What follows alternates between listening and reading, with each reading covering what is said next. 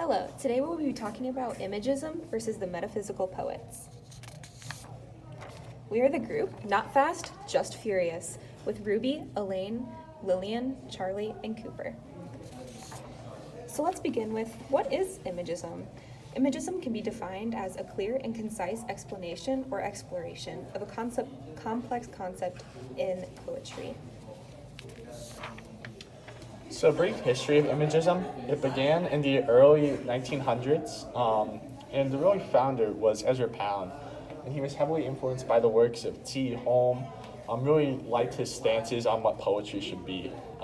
De Imageste in 1914 was a very notable poetry anthology for imagism, featured many prominent imagist poets of the time. The Amy Lowell controversy, that relates to the fact that in about 1914, Amy Lowell was very upset with how Ezra Pound was leading the movement, assumed leadership herself, and took it in a new direction. However, she herself would end up dropping out of the movement, and many of the imagist poets that we know and love moved on to the modernist movement and did more work there. So what is the purpose of imagism? It's the contrast to romanticism. Romanticism was very extravagant, used a lot of flamboyant words, lots of words as well. And imagism wanted to be more clear, more concise and direct in its approach to poetry. It really attained notoriety for its simplistic view of complex concepts, really trying to make sure that the reader understood what they were reading. What are some characteristics? Regarding the subject, imagists don't want the reader to be confused about who the subject is or what the subject is.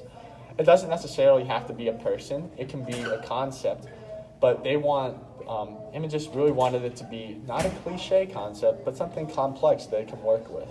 Once again, romanticism really focused on like moonlight, and imagism is like, not as nice, you know?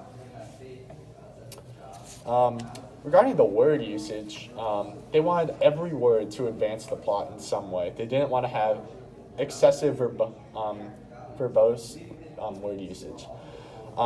They did not want it to be honest extravagant, make the reader think they're smart. Instead, they'd rather have it be coherent and make the reader understandable, or the poem understandable. My apologies.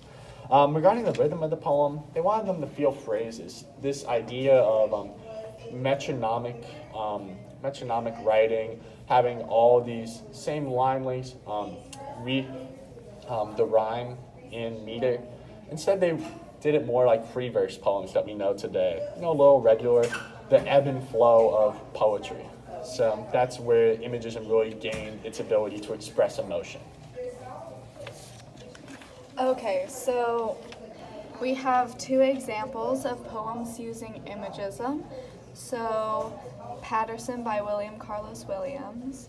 We sit and talk quietly with long lapses of silence, and I am aware of the stream that has no language, coursing beneath the quiet heaven of your eyes, which has no speech. And by Ezra Pound, another bit in an offer. I see by the morning papers that America's sturdy sons have started an investigation of the making guns. And this is an introduction to the metaphysical poets. So they started in the early 17th century, and they displayed things such as philosophical exploration and irony in their work. They were English and European mainly. And the term metaphysical poetry was first coined by Samuel Johnson in a chapter of Lives of the Poets. A brief history of metaphysical poets. So they began in the early 17th century. John Donne was considered to be the most influential metaphysical poet. And the metaphysical poets were known for their use of wit and irony in poems. And here are some well-known metaphysical poets. John Donne, who was seen as the most influential, and some other notable poets were Andrew Marvell, John Cleveland, Abraham Cowley, George Herbert, and Henry Vaughan. Ever since Samuel Jackson had discovered metaphysical poetry, the poems all shared one similar aspect. Metaphysical poems are complex, using language and themes to make the reader think outside the box. Some of the ways these poets have made readers think outside the box is by using conceits. Conceits is the act of comparing two very unlikely things that the reader would never suspect. An example would be in Don's A Valediction, Forbidden Morning. Don compares these two lovers as 2 points of a compass. These pieces of literature often center around the themes of love and religion due to their ability to conceive unanswered questions. Questions such as, what is the meaning of life, and is love a true concept? These concepts have made metaphysical poetry last throughout the centuries, its philosophical ideas still making readers think today. Here's an example of metaphysical poets using imagism. This poem, written by Richard Crashaw, named But Men Love Darkness Rather Than Light, although it technically wasn't written technically it was written when imagism didn't exist yet, the poem still exemplifies simple language which exemplifies The Imagist movement. Yeah. Of course. Thank you, Charlie. The poem reads, the world's light shines as it will. The world will love its darkness still. I doubt though when the world's in hell, it will not love its darkness half so well. Richard Crashaw was one of the original metaphysical poets. His poem demonstrates simple language while still implying a deep message. Words such as light, darkness, and hell exemplifies the use of imagism within this poem, conveying the message that men will always turn to evil no matter the good in their heart.